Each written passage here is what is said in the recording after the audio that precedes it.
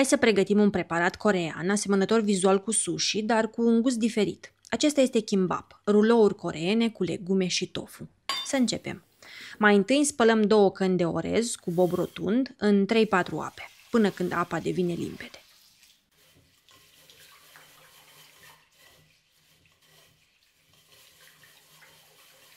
Apoi îl punem la fiert cu 2 căni și jumătate de apă timp de 10-12 minute până când toată apa este absorbită. După ce îl luăm de pe foc, lăsăm vasul acoperit să mai stea încă 10 minute pentru ca aburul să finalizeze gătirea și să obținem o textură uniformă. Asezonăm orezul cu sare și puțin ulei de susan. Aici se vede clar diferența dintre kimbap și sushi. În kimbap orezul este asezonat cu ulei de susan, ceea ce îi dă o aromă subtilă. În sushi orezul este amestecat cu oțet de orez, zahăr și sare, rezultând un gust mai acrișor și mai dulceag. De asemenea, kimbapul se consumă frecvent ca snack, gustare rapidă sau la picnic, în timp ce sushi-ul este mai degrabă asociat cu mesele japoneze tradiționale. Acum trecem la tofu. Îl tăiem în felii și îl prăjim într-o tigaie până devine auriu. Aceasta este sursa de proteine a preparatului nostru. Fiind o variantă vegană, am utilizat tofu, bogat în proteine vegetale și foarte versatil. În mod tradițional, în variantele nevegane ale kimbapului, sursele de proteine includ ouă prăjite, carne de vită sau pui și chiar ton sau alt pește. Astfel, kimbapul poate fi adaptat foarte ușor în funcție de preferințe și dietă.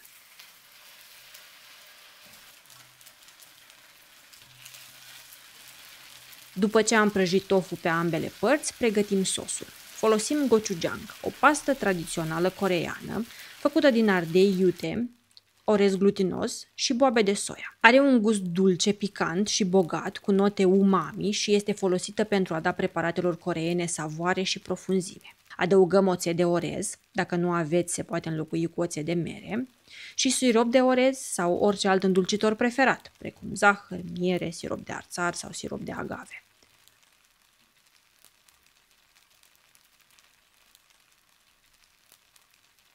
Apoi adăugăm sos de soia și ulei de susan. Uleiul de susan a fost folosit în Asia de Est de secole, descoperit inițial prin presarea semințelor de susan pentru a obține un lichid aromat și nutritiv. În bucătăria coreeană este extrem de utilizat datorită gustului său bogat, care intensifică aromele preparatelor și le conferă profunzime. Amestecăm totul cu o furculiță, adăugăm puțină apă,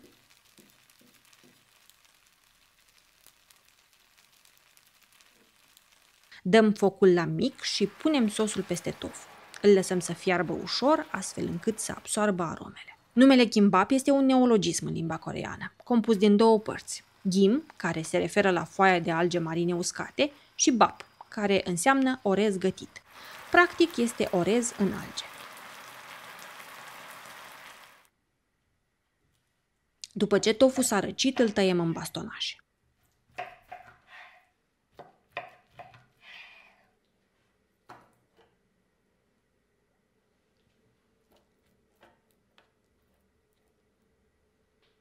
Acum ne ocupăm de legume. Vom tăia morcovul în bastonașe, încercând să fie aproximativ egale ca dimensiune, ca să se călească uniform. Îl călim rapid într-o tigaie, doar cât să se înmoaie ușor, păstrând textura crocantă.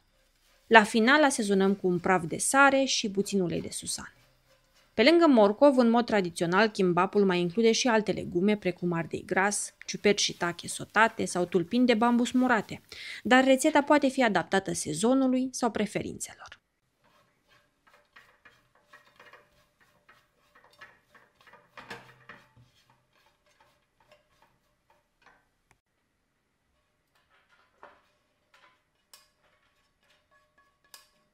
Punem frunzele de spanac în apă clocotindă și le fierbem maxim 30 de secunde.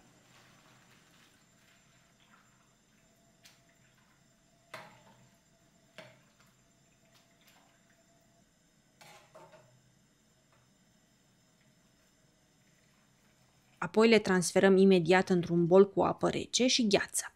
Acesta este procesul de blanșare, esențial pentru a opri gătirea rapid, pentru a păstra culoarea verde vibrantă și textura fragedă și pentru a elimina eventuala amărăciune.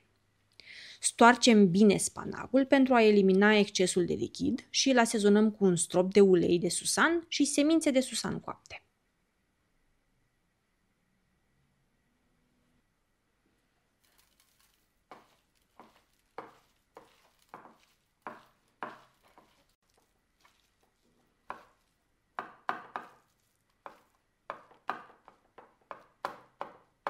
Tăiem câțiva castraveți proaspeți în bastonașe.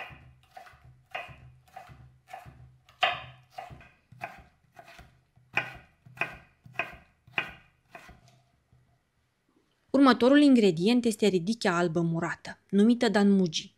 Ea adaugă un contrast dulce, acrișor și crocant rulourilor, echilibrând aromele legumelor și tofului și oferind un aspect vizual atractiv. Este un ingredient clasic în gimbap și extrem de popular în Coreea, fiind nelipsit din gustările și picnicurile tradiționale. Trecem la asamblarea ruloului. Punem o foaie de alge pe rola de bambus, cu partea lucioasă în jos. Întindem uniform un strat subțire de orez, lăsând 2 cm liberi în partea de sus.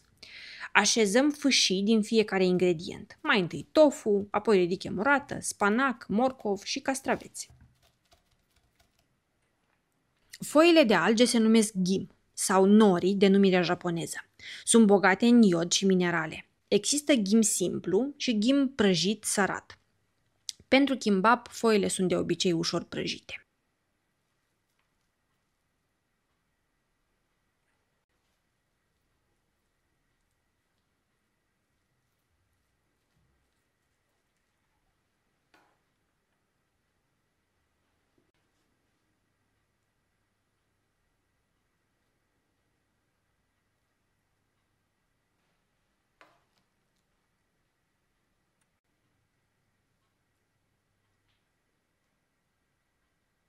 Rulăm strâns, presând ușor pentru a sigila. Trebuie să recunosc, nu sunt un expert în rularea kimbapului. La început nu mi iese perfect, foile se mai dezlipesc sau ingredientele nu se așează ideal. Dar cu fiecare încercare învăț ceva nou și cu mai multă practică sunt convinsă că voi reuși să rulez din ce în ce mai bine. Continuăm până terminăm ingredientele.